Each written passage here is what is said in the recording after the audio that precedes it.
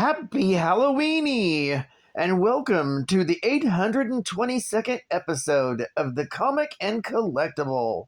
Today, the creature of the day is the Jada Toys, Universal Monsters, Bela Lugosi licensed Dracula action figure. Now, this spectacularly sculpted action figure features Bela Lugosi in his unique and iconic portrayal as Count Dracula, as seen in the classic Dracula stage play. This highly detailed 6-inch scale figure of the stage and silver screen star includes 2 detailed head sculpts, 3 sets of hands, a miniature replica of posters and handbills, and a wired cape to allow for dynamic posing. All of this comes packaged in a highly collectible, closed box coffin packaging with the sliding drawer. Bela Lugosi is Dracula, and he bids you welcome. This Dracula stands 6 inches in scale and features an authentically licensed product from the Lugosi estate. Wow. With over 20 points of articulation, it features a highly detailed sculpt and premium paint detail. This figure comes in a collectible premium branded closed box coffin package with a 5th panel and slide out drawer. Accessories included in this box set include a fully articulated and highly posable wired cape, 2 full head sculpts, 3 pairs of hands, and a bunch of replicas of iconic posters and handbills from that period. Oh my gosh! This Bela Lugosi estate-licensed 5-panel display box with magnetic closure and signatures drawn on the side was released in 2024 by Jada Collectibles. Now, the comic of the day is Tomb of Dracula, Volume 1, Issue Number 1, with the cover date of April 1972, with story by Jerry Conway, art by Gene Colan, and cover by Neil Adams. Wow! This story is titled Dracula, but the issue's tagline is Night of the Vampire. The story opens with Frank Drake, a descendant of the legendary Count Dracula, who's come to Transylvania with his girlfriend, Jeannie. Frank has inherited the Count's former home, a castle located in the mountains of Transylvania. Joining them is Frank's friend and Jeannie's former boyfriend, Clifton Graves. The trio are driving in from London, and their car breaks down along the way. As they push their vehicle, Frank notices that Clifton has been acting increasingly strange since they left England. Arriving in a nearby village, they find that the people there are very superstitious, believing all the old tales of vampire lore. Seeking a coach to take them the rest of the way to the castle Dracula, they only find a man named Otto, who doesn't buy into the superstitions of the people in town. Drake and his companion continue their journey despite the warnings from the townsfolk to turn away. Frank is convinced that he can use his inheritance to make Transylvania a tourist spot. Later, arriving at the castle on their last $10, the trio are dropped off where Clifton makes an unwelcomed pass at Jeannie. Looking at the castle, Drake recalls how he blew the $1 million he inherited along with the castle, and reflects on the summer where he met Jeannie. With no money to show for himself, he would attempt to get loans from his friends to no avail. However, when telling his friend Clifton about the ownership of Castle Dracula, Clifton came up with the scheme to turn it into a tourist trap. Drake spent some time researching his family's past and reading the diaries of his family and that of Van Helsing as well, convinced that Castle Dracula could be turned into a tourist destination. So Frank agreed to go on this expedition. Slowly, Frank and the others enter into Castle Dracula. Inside, the group is accosted by a group of bats freaking out Jeannie.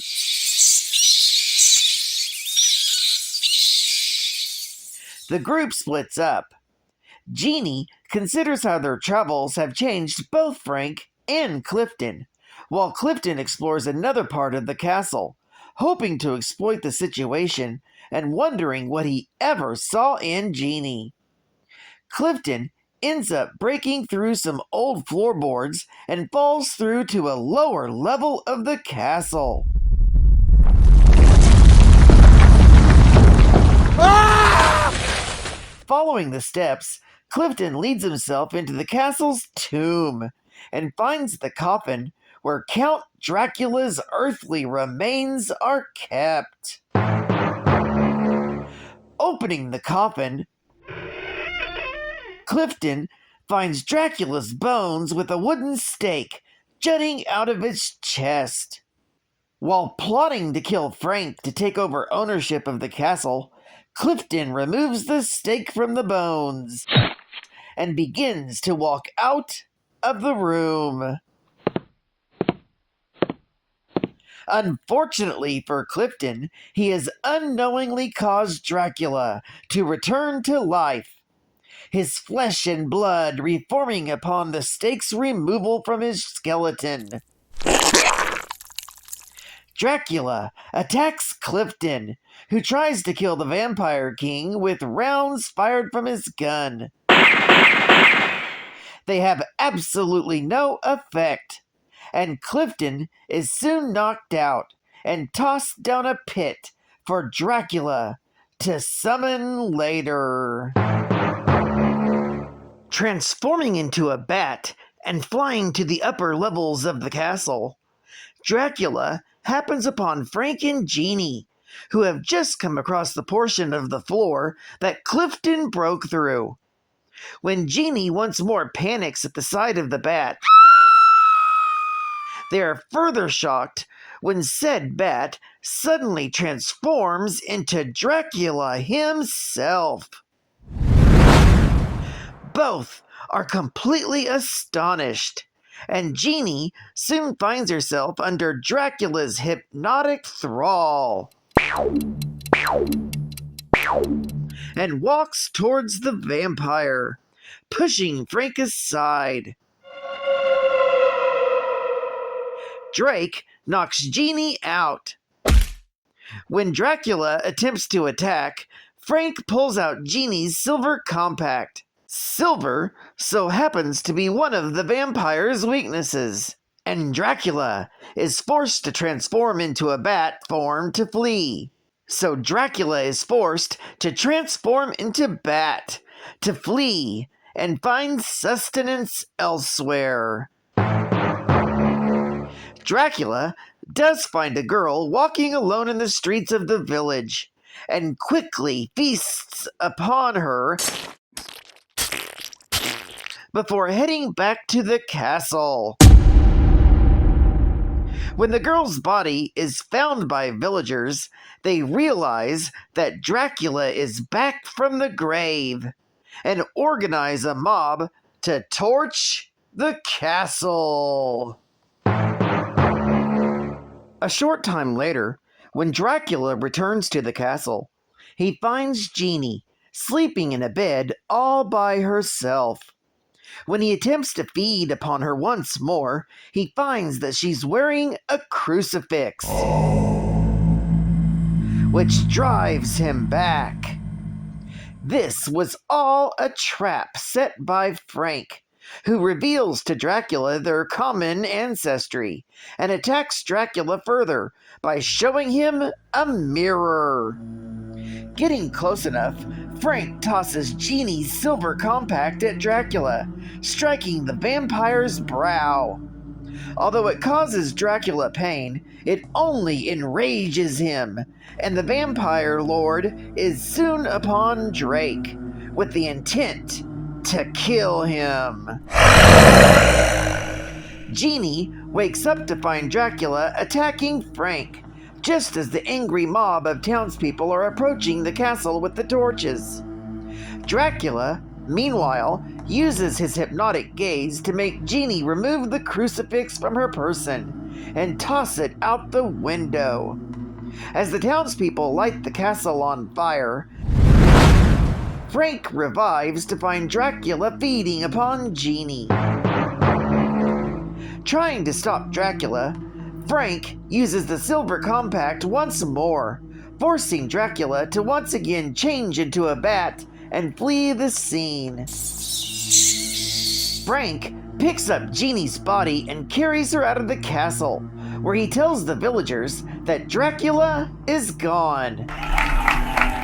After the townsfolk leave, Frank sees to Jeannie and is horrified to find that she is dead. However, his tears are soon interrupted when Jeannie suddenly rises up and explains to Frank that because Dracula did not kill her, she was transformed into a vampire instead. Seeing Dracula flying off, Jeannie then follows after him, leaving Frank to mourn over his loss. This story is continued in The Tomb of Dracula, Volume 1, Issue number 2. Geek Fact. This issue is a key issue featuring the first appearance of Dracula in Marvel Comics, created by Jerry Conway and Gene Colan, inspired by Bram Stoker's classic character. It's also the first appearance of Van Helsing, and it's the first appearance of Frank Drake, a descendant of Dracula, and his fiancée, Janine. Bonus Geek Fact. This issue is the first Marvel Comics appearance of Dracula. The character of Dracula is based on the literary figure featured in the 1897 novel Dracula by Bram Stoker. Stoker, in turn, based his vampire character on the historical Vlad Tepes III, a 15th century Wallachian prince known for his brutality and his penchant for impaling his adversaries on pikes on the perimeter of his castle. Dracula's actual first appearance was in the 7th story in Suspense, issue number 7, entitled Dracula Lives. This issue was published in 1953 by Atlas Comics. Trivia from the Black Lagoon. In this issue, Janine becomes a vampire right away, which is contrary both to vampire lore and later instances in this series, when characters are turned into vampires. In Bram Stoker's Dracula, those who are fed upon by a vampire would rise from the grave 3 days later as a vampire themselves, unless they were killed before they had been completely extenuated.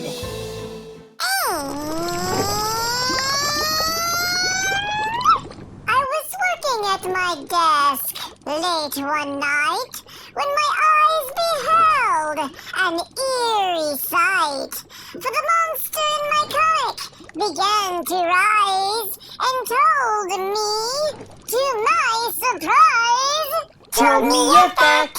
told me a monster fact. A monster fact! It was a comic book smash! He told a fact! 'Twas about DC's Flash! He told a fact! He told a monster fact! From the X-Men's danger room in the castle east to the master bedroom where Dracula feasts, the Morlocks all came from their underground abodes to get some truth from my factoids. They heard a fact! They heard a monster fact! A monster fact! It's a YouTube smash! They heard a fact! Spread out by the flash! They heard a fact! They heard a monster fact!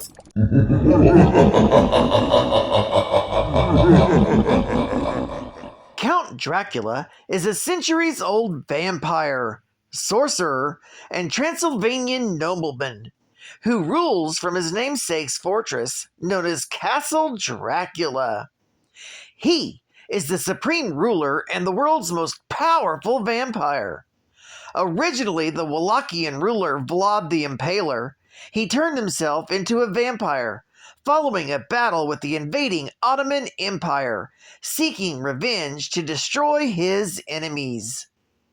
Driven by lust for power, companionship, and blood, his centuries of undead existence have brought him into conflict with vampire hunters, other immortals, and, in the modern age, superheroes.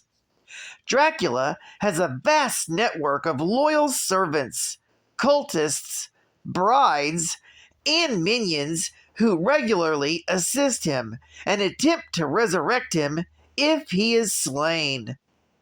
Recently, Dracula and his followers have taken up refuge in Chernobyl, creating a new vampire nation and bringing him into conflict with the Avengers.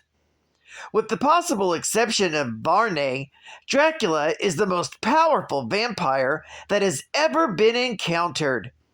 When fighting Wolverine, Colossus, and Nightcrawler, the latter stated that Dracula's raw power was greater than even theirs. I mentioned that the character of Dracula is based on the literary figure featured in the 1897 novel Dracula by Bram Stoker, and Stoker in turn based his vampire character on the historical Vlad III, a 15th century Romanian ruler, but also Dracula was featured on 1992 Marvel Universe trading cards, on card number 115. Dracula was one of the characters featured in the series of Marvel's value stamps issued in the 1970s, with stamp number 5. And Dracula appeared to be bisexual.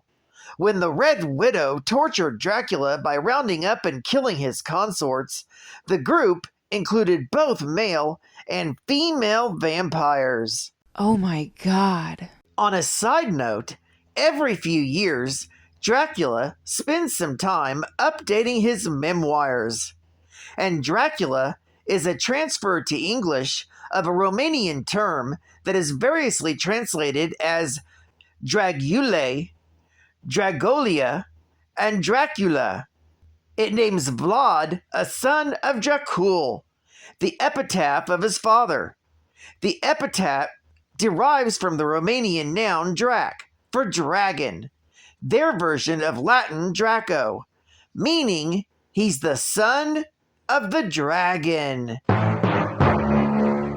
Well, I'd like to thank you for joining me for another Daily Comic and Collectible, and I hope to see you again Monday. And I hope you enjoyed this Halloween episode.